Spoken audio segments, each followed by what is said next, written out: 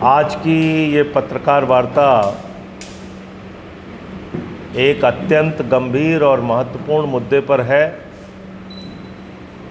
जिसको लेकर पूरे उत्तर प्रदेश में त्राहि त्राहि मची हुई है। गांव-गांव में विरोध प्रदर्शन हो रहा है। लोगों के मन में भारी गुस्सा और आक्रोश है और ये मामला है पूरे प्रदेश के अंदर करीब 27,000 सरकारी स्कूल बंद करने का मामला। इससे शिक्षकों का भविष्य भी खतरे में है। स्कूल बंद होने के कारण वहां के प्रिंसिपल, वहां के टीचर कहां जाएंगे पता नहीं, और उत्तर प्रदेश के मासूम बच्चों का भविष्य जानबूझकर अंधकार में डालने का यह काम हो रहा है। जो देश का राइट टू एजुकेशन एक्ट है, वो एक्ट साफ तौर पे कहता है कि 1 किलोमीटर की परिधि में स्कूल होना चाहिए। 1 किलोमीटर से ज्यादा दूरी किसी बच्चे को ना तय करनी पड़े, इसलिए 1 किलोमीटर के दायरे के अंदर स्कूल होना चाहिए। ये देश का राइट टू एजुकेशन एक्ट यानी कि शिक्षा के अधिकार का कानून कहता है, और खुलेआम धज्जियां उड़ाई जा रही हैं। खुलेआम उत्तर प्रदेश में इस कानून की धज्जियां उड़ाई जा रही हैं। इतना ही नहीं, मेरठ के अंदर, और यह भी साफ तौर पे लिखा हुआ है कि कहीं भी रेलवे क्रॉसिंग पार करके बच्चों को जाना पड़े, ऐसा नहीं होना चाहिए। मेरठ के अंदर एक स्कूल बंद किया गया और दूसरे स्कूल में कहा गया कि ये स्कूल अब यहां नहीं वहां चलेगा, और वो स्कूल क्रॉसिंग पार करके है, रेलवे की क्रॉसिंग पार करके है। तो आप बच्चों का जीवन भी खतरे में डाल रहे हैं,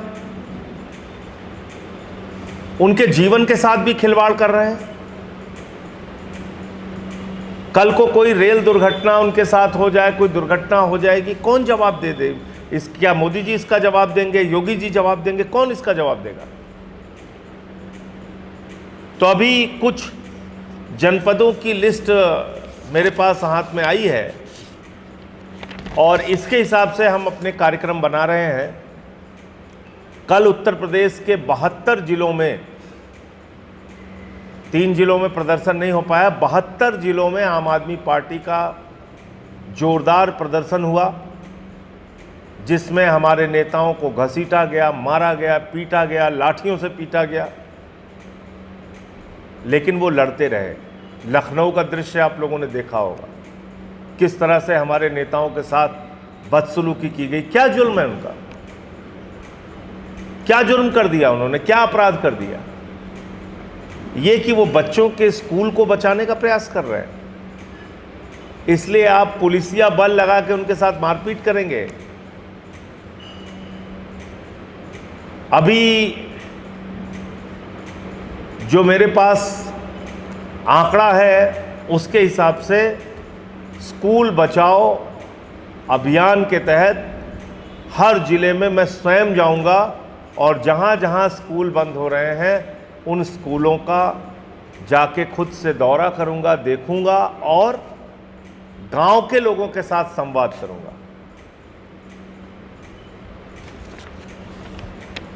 एटा में 925 स्कूल बंद हो रहा है, लखनऊ में 445 स्कूल बंद हो रहा है, चित्रकूट में 50, सीतापुर में 208, श्रावस्ती में 44, संभल में 150, अमरोहा में 48, सोनभद्र में 84, बांदा में 106, उन्नाव में 336, मैनपुरी में 315, कासगंज में 40, बुलंदशहर में 200, मऊ में 341, सुल्तानपुर में 444, फतेहपुर में 565, प्रयागराज में 400, चंदौली में 96, मुजफ्फरनगर में 76, मेरठ में 100, बलिया में 26, झांसी में 159, चित्रकूट में 50।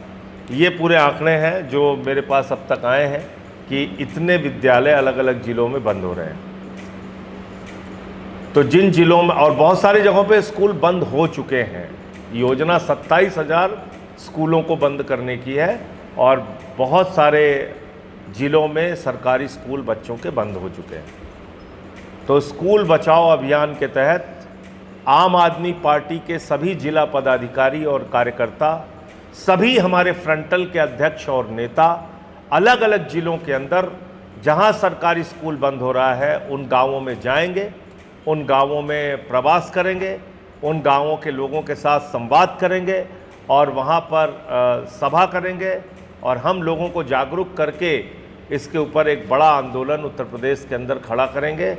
मैं स्वयं इन ज़िलों में, जिसकी सूची मैंने आपके सामने पढ़ी है, 9 तारीख से 9 जुलाई से इन ज़िलों के अंदर जाऊंगा जिन स्कूलों को बंद किया जा रहा है या बंद कर दिया गया है, उन गांवों में जाके वहां के लोगों के साथ संवाद करूंगा। स्कूल बचाना हमारे लिए सबसे बड़ी प्राथमिकता है।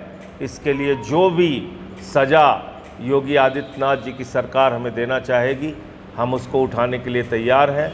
आम आदमी पार्टी ने हमेशा स्कूल और अस्पताल, 2 चीज़ों को प्राथमिकता पे रखा है। हमारे लिए बच्चों की शिक्षा और लोगों का इलाज, ये सबसे बड़ी प्रायोरिटी है, सबसे प्रमुख मुद्दा है। जो काम हमने दिल्ली के अंदर करके दिखाया, पंजाब में हम कर रहे हैं, हम चाहते हैं उत्तर प्रदेश की भी स्वास्थ्य की व्यवस्था, शिक्षा की व्यवस्था बेहतरीन हो, विश्वस्तरीय हो, किसी को प्राइवेट स्कूल में धक्के ना खाना पड़े और सरकारी स्कूलों को बेहतर बनाया जाए। वहाँ बच्चे बैठ सकें, वहाँ बच्चों को मिड डे मील में अच्छा खाना मिले, वहाँ पंखे का इंतज़ाम हो, कूलर का इंतज़ाम हो, वो जाएं तो उनको लगे कि हाँ हम अपने स्कूल में आए हैं। आज आप कहते हैं 50 की संख्या पूरी नहीं हो रही है, कहीं 20 बच्चे हैं, कहीं 30 बच्चे हैं। आपने सोचा क्यों ये 20 और 30 बच्चे हैं?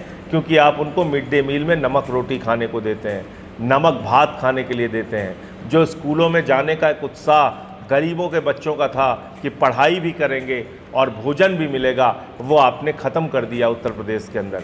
आप टाट पट्टी पर बैठालते हैं बच्चों को, गर्मियों में वहाँ पे लाइट का इंतज़ाम नहीं है, पंखे कूलर का इंतज़ाम नहीं है। बच्चों को पहले सुविधाएं दीजिए, तब वो सरकारी स्कूलों के प्रति आकर्षित होंगे। आप तो स्कूल बंद करने पे लग गए। तो इसलिए हम लोग स्कूलों को बचाने के लिए पूरा अभियान चलाएंगे। मधुशाला नहीं पाठशाला चाहिए, मधुशाला नहीं पाठशाला चाहिए। स्कूलों को बचाना है, बच्चों का भविष्य बचाना है। ये हमारा पूरा अभियान जो है वो उत्तर प्रदेश के अंदर 9 जुलाई से शुरू हो रहा है। और कल जैसा मैंने आपको बताया कि साथियों ने पूरे उत्तर प्रदेश में ज़बरदस्त विरोध प्रदर्शन किया है 72 ज़िलों के अंदर। 3 ज़िलों में हमारा प्रदर्शन नहीं हो पाया, 72 ज़िलों में कल प्रदर्शन हुआ है। और आगे 9 जुलाई से हर ज़िले के अंदर हमारे फ्रंटल के अध्यक्ष, हमारे प्रांत के अध्यक्ष, हमारे ज़िलों के अध्यक्ष, हमारे प्रांत के पदाधिकारी और प्रभारी ज़िलों के, ये सब विधानसभाओं के अध्यक्ष, ब्लॉक के अध्यक्ष, ये सब इस मुहिम में जुट जाएंगे कि गांव-गांव जाएंगे और लोगों को जागरूक करेंगे जहां पे स्कूल बंद किए गए हैं। मुझे इतनी बात। भारतीय जनता पार्टी की सरकार थी, उस समय राजनाथ सिंह शिक्षा मंत्री थे, आज वर्तमान में रक्षा मंत्री हैं। उनके होते उन्हीं की सरकार होते हुए क्या कुछ कहना चाहेंगे इस प्रणाली पर? देखिए, मैं फिर दोहरा रहा हूँ इस बात को कि ये जो स्कूल बंद करना पड़ रहा है इनको, पहले भी 26,000 स्कूल उत्तर प्रदेश में बंद हो चुका है, ये आपकी जानकारी के लिए बता दूं। और 4 साल में ये बहुत चौंकाने वाला आंकड़ा है, 4 साल में 42 लाख बच्चों ने सरकारी स्कूल की शिक्षा उत्तर प्रदेश में छोड़ी है। 4 साल में 42 लाख बच्चों ने। तो इसका मतलब उत्तर प्रदेश की जो योगी सरकार है, डबल इंजन की जो सरकार है, जिसको मोदी जी कहते हैं डबल इंजन है, ये डबल इंजन पूरी तरीके से फेल हो गया है। आप बच्चों को शिक्षा नहीं दे पा रहे हैं, नौजवानों को रोजगार नहीं दे पा रहे हैं, जो टीचर्स हैं उनके भविष्य पे आपने बहुत बड़ा सवालिया निशान लगा दिया है, शिक्षकों की भर्ती नहीं हुई है, 1,92,000 शिक्षकों की भर्ती का आप ट्वीट करते हैं, फिर डिलीट कर देते हैं। प्रयागराज में छात्रों का आंदोलन चल रहा है, वो शिक्षकों की भर्ती की मांग कर रहे हैं। तमाम चीज़ें हो रही हैं पूरे प्रदेश के अंदर, लेकिन सरकार है कि कुंभकर्ण की नींद में सो रही है, क्योंकि उनको मालूम है कि उनको हिंदू मुसलमान के नाम पे, जाति धर्म के झगड़े के नाम पे वोट तो आराम से मिल जाएगा, तो इसलिए वो इस काम को कर रहे हैं और साथ ही साथ प्रदेश का माहौल बिगाड़ने का काम कर रहे हैं। अभी जैसे कांवड़ यात्रा के मार्ग में मैंने फिर देखा कि वहाँ पे कुछ गैर वर्दीधारी पुलिस वाले पैदा हो गए। गैर वर्दीधारी पुलिस वाले, वो अपने आप में एसपी भी हैं, डीआईजी भी हैं, आईजी भी हैं, डीजीपी भी हैं, योगी आदित्यनाथ भी हैं। कई योगी आदित्यनाथ घूम रहे हैं उन इलाकों में। किसी को पकड़ते हैं थप्पड़ मारते हैं, किसी को पकड़ते हैं दुकान चेक करते हैं। इनकी नियुक्ति किसने किया? योगी जी। आपने इनको डीजीपी बनाया उत्तर प्रदेश का, आपने इनको कप्तान बनाया है, आपने इनको डीआईजी आईजी बनाया है, पुलिस के हैं, दरोगा हैं, क्या है ये लोग? कैसे नेम प्लेट चेक करने जा रहे हैं? कैसे ये खुद ही पुलिस बन के पूरे मुजफ्फरनगर और सहारनपुर और पूरे उस इलाके में, कांवड़ यात्रा के इलाके में पूरा हड़कंप मचाए हुए हैं, बवाल कर रहे हैं? क्या छूट आपने इनको दे रखी है? अरे सुप्रीम कोर्ट के आदेश का कुछ महत्व आपके लिए है या नहीं है?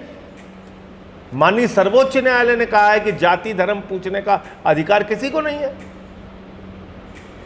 मुझे मालूम है बात आप कर रहे हो हिंदू मुसलमान की, लेकिन अभी कोई वाल्मीकि ढाबा लिख लेगा, जाटो ढाबा लिख लेगा, निषाद ढाबा लिख लेगा, कोई लिख लेगा, आप खाने नहीं जाओगे आपके लोग वहां पे, मुझे मालूम है। क्योंकि आप लोग 80% हिंदुओं को तो हिंदू ही नहीं मानते हो।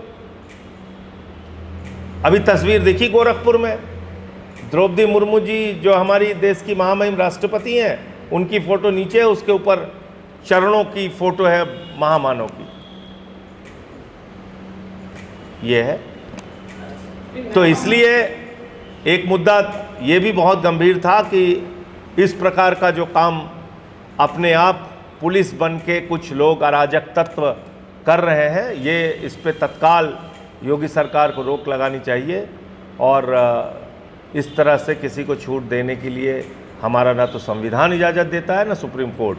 अभी एक घटना और हुई है, यहाँ पर एक व्यापारी ने उस परिवार के शोभित रस्तोगी के परिवार के 3 लोगों ने आत्महत्या की है, अपने व्यापार के बर्बाद होने के दुख को लेकर, उसकी तकलीफ़ को लेकर। तो उनके परिवार से भी मैं आज मिलने के लिए जाऊंगा। सर, लखनऊ में आरटी का उल्लंघन करने वाले जिला प्रशासन ने एनओसी रद्द करने के लिए तो नामी चर्चित स्कूलों की सूची निदेशालय को दे दी है और कई नामी गिरामी है, सैकड़ों बच्चे हैं जिनकी अभी तक उनको एडमिशन नहीं करवाया। आप इस पर क्या कहेंगे? सरकार ने क्या शिक्षा के क्षेत्र को जिस तरह से हाईजैक कर लिया गया है, शिक्षा माफियाओं ने जो है शिक्षा के क्षेत्र। सर एक प्रश्न का सर कोई राजनेता है क्या? कुछ जवाब दे दीजिएगा। मैं इनकी बातों का जवाब दूँ।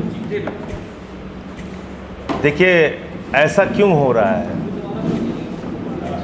ये इसलिए हो रहा है कि हम शिक्षा के सवाल पे नहीं लड़ते, हम शिक्षा के सवाल पे आवाज़ नहीं उठाते।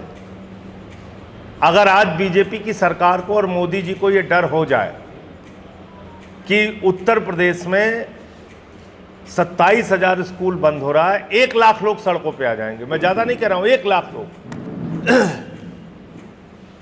तो आप देखिए किसी सरकार की हिम्मत नहीं होगी स्कूल बंद करने की। तो मैं उन्हीं को जागरूक करने के दिशा में काम कर रहा हूं। जो भी आपने 17 स्कूलों का जिक्र किया, निश्चित रूप से शिक्षा माफिया तो है ही है, ये बताने की क्या ज़रूरत है।